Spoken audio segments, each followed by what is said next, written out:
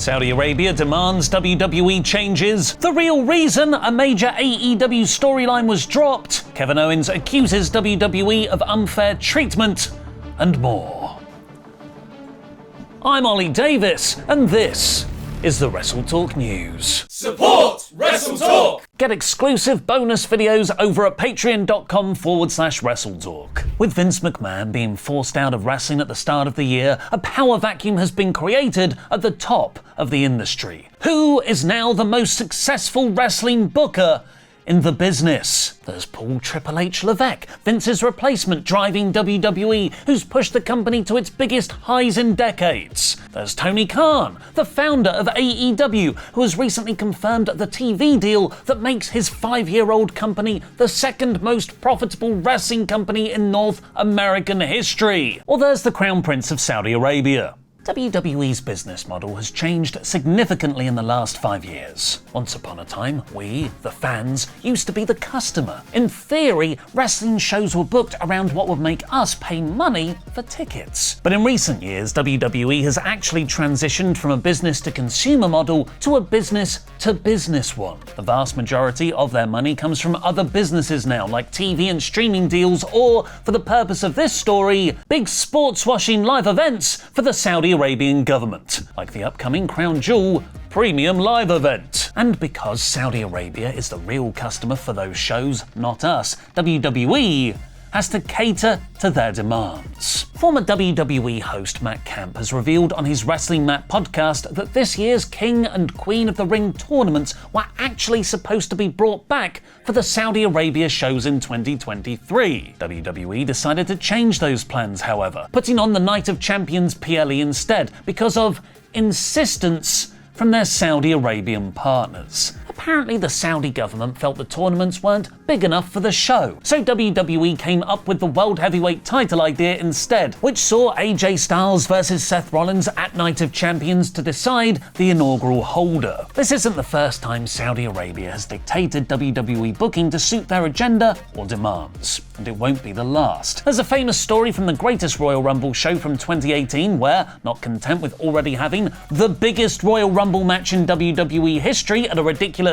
50 participants, the Crown Prince also wanted one of his favourite wrestlers from his childhood, Yokozuna, to compete. The main problem there with that was that Yokozuna had died 18 years previously, so WWE booked a random sumo wrestler to appear in the match instead. And now we have the super shiny Champion of Champions Crown Jewel title belt, a trophy awarded to the winner of the men's and women's champion versus champion match winners. It's notably larger than WWE's usual belt sizes and contains 50-carat diamonds, so Saudi Arabia can boast of having the most important belt in all of professional wrestling, because ultimately they're paying so much money to improve their reputation in sports and entertainment spheres around the world. Being known as the true wrestling booker behind the scenes is very important to some. So important, in fact, they'll actively tank their own booking storylines to make sure we all still know it's them in control. One of the more exciting storylines on AEW TV this year was the Elite, comprised of the Young Bucks, Kazuchika Okada and Jack Perry, shockingly attacking the promotion's CEO Tony Khan and seemingly taking over the company. Tony's dad Shad Khan made a rare appearance tending to his son's broken body, and Tony even wore a neck brace on that same week's NFL draft, as he also runs the Jacksonville Jaguars team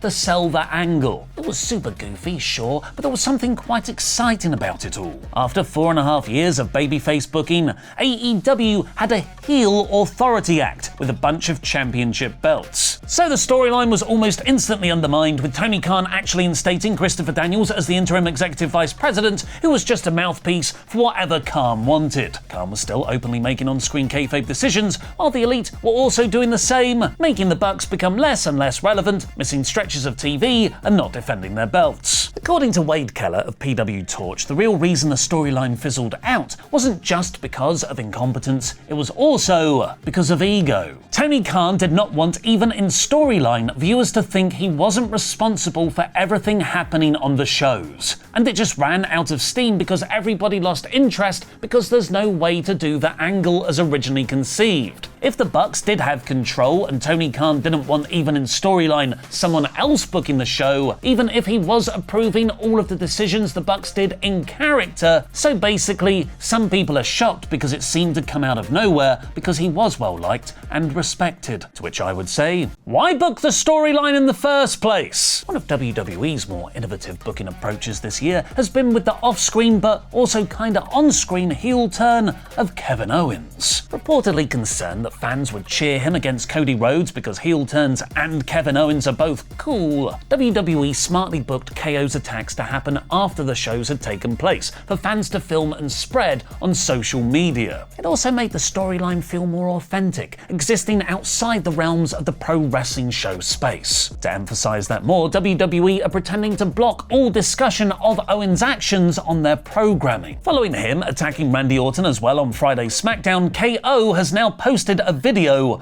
on social media. As much as I'd love to explain myself, give my side of the story and speak my mind, WWE has not allowed me to do that. They have done the opposite, actually, have tried to shut me up, it seems, because they wouldn't let me come to SmackDown. They told me to stay home last Friday, even though I belong there. And when I showed up anyway, they cut my mic and did everything they could for me not to be able to talk. And then over the weekend, I sent them a video that I hoped they would air on Raw last night, and they didn't. So nobody could hear what I had to say, but of course, they had plenty of time for Cody to talk. Look, the last thing I want to do is do this on social media because I hate it. So I'm giving them until Friday, this Friday on WWE SmackDown, to air my video so that people can hear what I have to say. And if they don't, then I guess I'll post it here. Before I get into what this could mean for KO's actual legitimate, not a worky work, it's a shooty shoot brother contract status,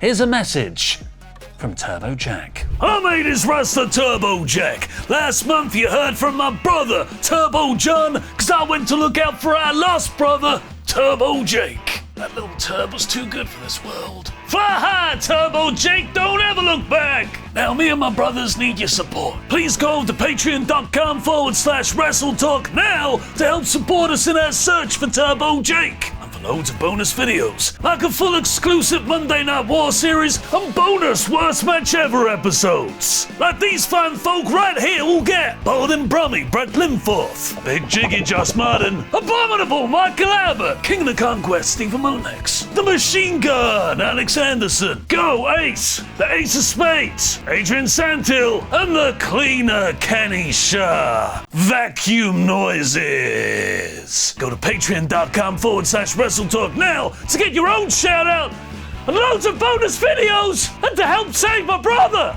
While Kevin Owens is in a top storyline with Cody Rhodes and Randy Orton, his WWE contract is reportedly expiring at the end of the year, and AEW is very interested in bringing him in. KO is real life very good friends with the Young Bucks, as it was actually him who connected Cody Rhodes to the Elite when Cody first left WWE. According to WrestleVotes though, it's looking less likely that KO will jump ship to AEW. I did reach out and talk to a couple of people, didn't get an absolutely the deal's been signed, but did get a really positive response that it's very close, if not completed, with a handshake. So I imagine he's around for the long run. KO's next big match is expected to be against Orton, which Wrestling Observer Radio is speculating could take place on the Saturday night's main event show, which is scheduled for the 14th of September and is expected to be a premium live event quality card. More interestingly though, is that WWE might want Owens versus Orton to have a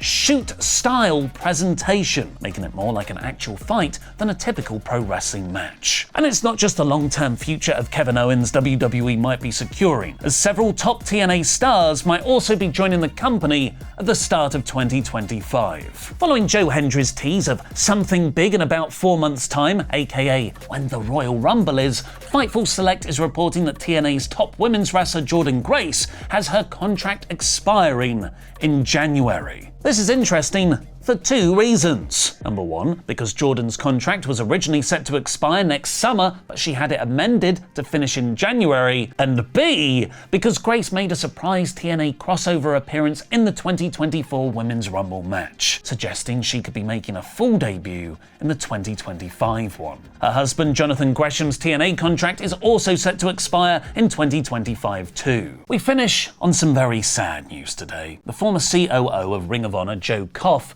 has passed away. PW Insider have reported he had been privately battling cancer for some time and made the decision in August that he was going to discontinue treatment in order to enhance the quality of time he had left with his family. Koff was a lifelong wrestling fan who worked as an executive at Sinclair Broadcasting. It was in 2011 where he put together a deal to buy Ring of Honor from its original owner, Kerry Silkin, which is the era I was watching ROH most intensely. While Koff isn't a household name in wrestling, without him, the industry might be very different today. If Koff didn't spearhead Sinclair's acquisition of Ring of Honor, it's likely the promotion could have gone out of business. And it was he who helped Cody Rhodes and the Young Bucks to put on the original All-In pay-per-view, lending ROH's production in exchange for media rights to the show. You could argue that without him, both AEW and Ring of Honor wouldn't exist in their current forms today. A WWE star has been seriously injured. Find out what's happened by clicking the video on screen now.